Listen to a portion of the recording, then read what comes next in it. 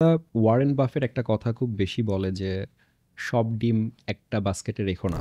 কেউ ভাইরাল হয় হচ্ছে 0 টাকার ব্যবসা করে কাজ ছেড়ো না, কোনো কাজই ছেড়ো না। Decisions has to be faster, you have to be decisive, এবং ধরে রাখাটা অনেক ইম্পর্টেন্ট। তোমার কোথাও লস হচ্ছে না বাট চলছে। এখন তোমাদের গ্রুপ অফ কোম্পানিজ আছে, সো ইয়ারলি তোমাদের রেভিনিউ হচ্ছে 50 কোটি টাকার প্লাস।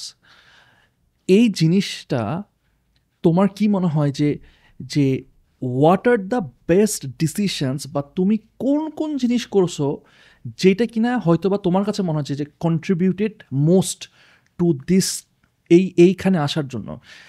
কারণ আমি যদি একটু কনটেক্সট দিই, যে সত্যি কথা বলতে একটা বিজনেস দাঁড় করানো বাংলাদেশে খুবই ডিফিকাল্ট।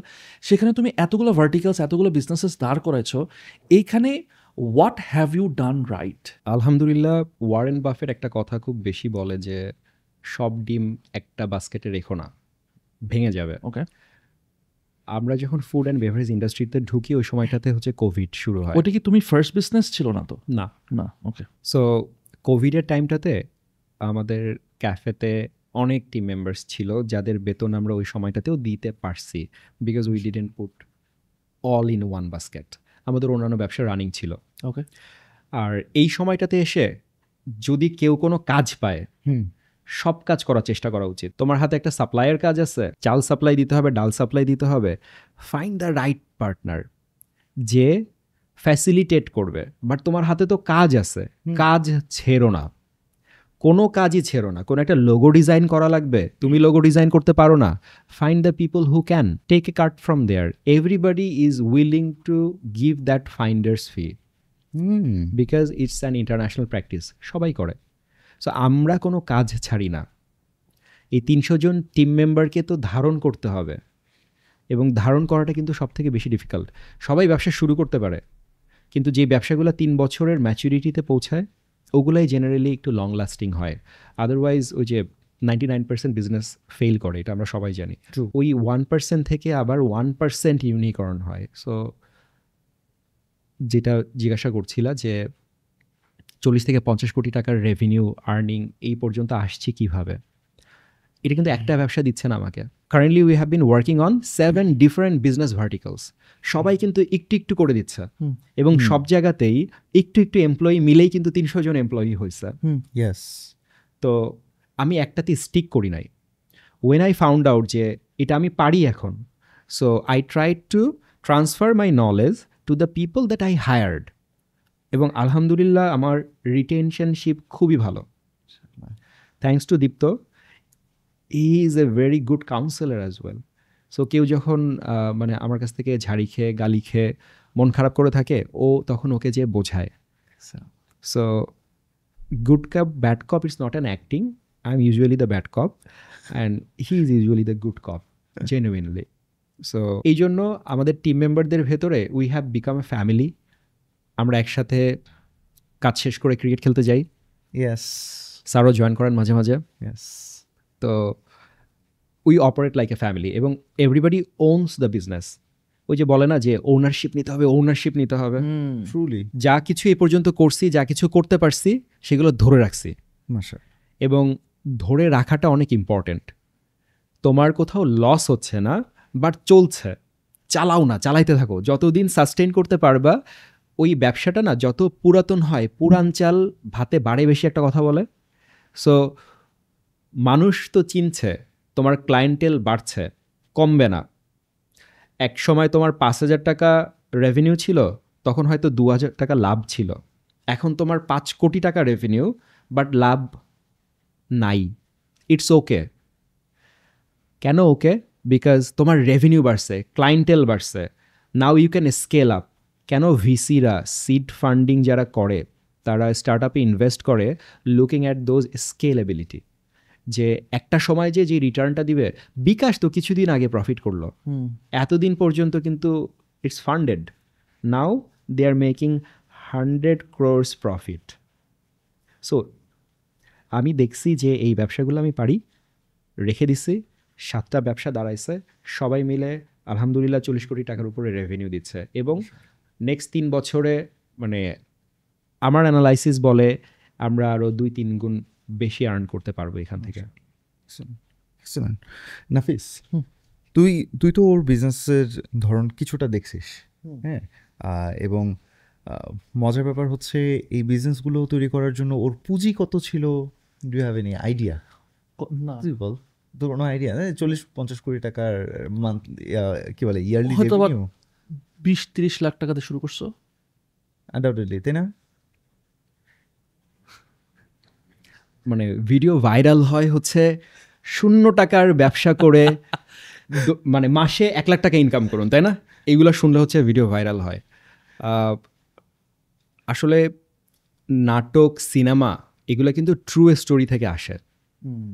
লোকে বলেন যে নাটকের মতো করে কেন করছো, নাটক কেন করছো? বাসায় বউয়ের সাথে হয়তো অনেকেই হচ্ছে এইভাবে কথা বলে, বাট জিজ্ঞাসা করছিল যে 20 লাখ 30 লাখ টাকা দিয়ে শুরু করছি কিনা। I started from zero. একদম শুরুতেই বলছি যে রাত 12টা থেকে সকাল 6টা পর্যন্ত কাজ করতাম ওই ইন্টারনেট প্যাকেজ কেনার জন্য। দেন এসএসসিতে বাবা কম্পিউটার কিনে দিল, বড় স্ক্রিনে গেলাম। আগে ওয়াপের ফোরামে কথা বলতাম, এরপরে ওয়েবের ফোরামে কথা বলা শুরু করলাম। মানুষের সাথে ইন্টারাকশন হলো। They found me useful, so I was being employed by some other people বড় কাজের জন্য। আই মিন, আগে ছোট মোবাইল সাইট তৈরি করতাম, এরপরে বড় ওয়েবসাইট তৈরি করা শুরু করলাম। বাংলাদেশের লোকই আমাকে কাজ দিছে, 2000 টাকার কাজ, 1000 টাকার কাজ monthly, but that was okay for me. আর এরপরে কি হলো, ওডেস্কের নাম শুনছো তোমরা কেউ? আপওয়ার্ক। এখন আপওয়ার্ক, বাট যেই সময়টাতে ওডেস্ক ছিল, I use to love that platform because ওইটার অ্যালগরিদম এবং নতুন যারা আসে ওদেরকে যতটুকু না ওডেস্ক পুশ করতো, আপওয়ার্ক পারে না, because there are so many providers now and solace sales people.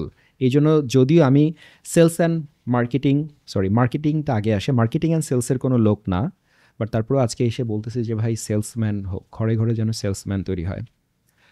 So ওডেস্কে যখন কাজ করতাম আমি নিজে কাজ করা শুরু করলাম, গ্রাফিক্স ডিজাইনিং থেকে শুরু করে ওয়েবসাইট বানানো, ওয়ার্ডপ্রেস নিয়ে কাজ করা। ওই সময়টাতে ওয়ার্ডপ্রেসের একটা রেলম ছিল, ই কমার্স নিয়ে কাজ করা।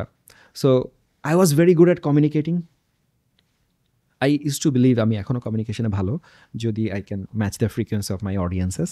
সো ওই সময় ওডেস্কে কাজ করতে করতে যেটা হলো, লোকে কমিউনিকেশনের জন্যই না কাজ আবার দেয়। Not that you have done it very much successfully, exceeding their expectation. There are so many people who can exceed expectation, but still they are not getting the second job because they suck at communication. আমার এমপ্লয়াররা আমাকে পছন্দ করতো because তারা কথা বলে মজা পাইতো। আমি বুঝে নিতাম, বুঝে তার প্রবলেম সলিউশন কিভাবে হবে সেটা বলে দিতাম, আমাকে বলতে হতো না। কাজ বেশি পাওয়া শুরু করলাম। এরপরে কি করলাম, আমি কাজ নিতাম 10টা কাজ, আমি করতাম 2টা কাজ, বাকি 8টা কাজ আমি ওডেস্কেই আবার রিসাবমিট করতাম। নো ওয়ে, ওডেস্কেই রিসাবমিট করতাম। তো দ্যাটস হাউ একটা টিম ডেভেলপ হলো অনলাইনেই। ওডেস্ক থেকে পাওয়া কাজ ওডেস্কেই যাচ্ছে, $200 কাজ $150 যাচ্ছে, $180 যাচ্ছে। There are people who can do it, এবং আই নিউ যে আমি কাজটা উঠাই নিয়ে আসতে পারবো এই বাজেটে। So I took my card from there এবং কাজগুলা ওডেস্কেই সাপ্লাই করে দিতাম। এর ফলে যেটা হয়েছে, আমার কাজ নেওয়ার অ্যাবিলিটি বাড়ছে। দ্যাট ওয়াজ দ্য মোমেন্ট যখন আমি নিজে ফ্রিল্যান্সার থেকে বের হয়ে ব্যবসা শুরু করছি। যখন একজন টিচার পড়ায়, সে কোচিংয়ে পড়াচ্ছে, যখন একজন ডক্টর নিজে সার্ভিস দিচ্ছে, ওরা কিন্তু ব্যবসা করতেছে না, they are selling their services. So right at that moment I became a business person, যদিও ফ্রিল্যান্সিং করতেছি। সো ওই সময়টা হচ্ছে আমার জাস্ট কলেজ লাইফ, ইউনিভার্সিটিতে ঢুকছি। এরপরে ইউনিভার্সিটিতে থাকা অবস্থায় আমার ইন্টারন্যাশনাল ক্লায়েন্টের সাথে ভালো কমিউনিকেশন হয়। I use to work with some start আপস, ওদের ব্যাক এন্ডের ডেভেলপমেন্ট বাংলাদেশ থেকে করে দেওয়া হতো, UK and Ireland based.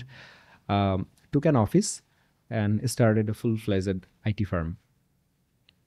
So that's how it started.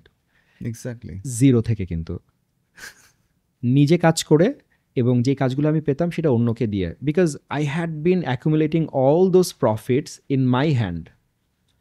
কিছু টাকা হলো, 5 লাখ টাকা, দুধের ব্যবসা ট্রাই করতে গেলাম। 20 লাখ টাকা হলো, আরেকটা ভেঞ্চারে ইনভেস্ট করলাম। ভালো হলো, আরও কিছু টাকা রিইনভেস্ট করলাম। খারাপ হলো, কেটে ফেলে দিলাম। Decisions has to be faster, you have to be decisive. The listeners who have been listening and watching, they also have to be decisive. যে ভাই কি করবেন, পেয়ে গেলে করেন, ফেল করেন। নাও ইউ হ্যাভ ফাউন্ড একটা জিনিস যেটা কাজ করে নাই, সো আপনি আরেকটা জিনিসে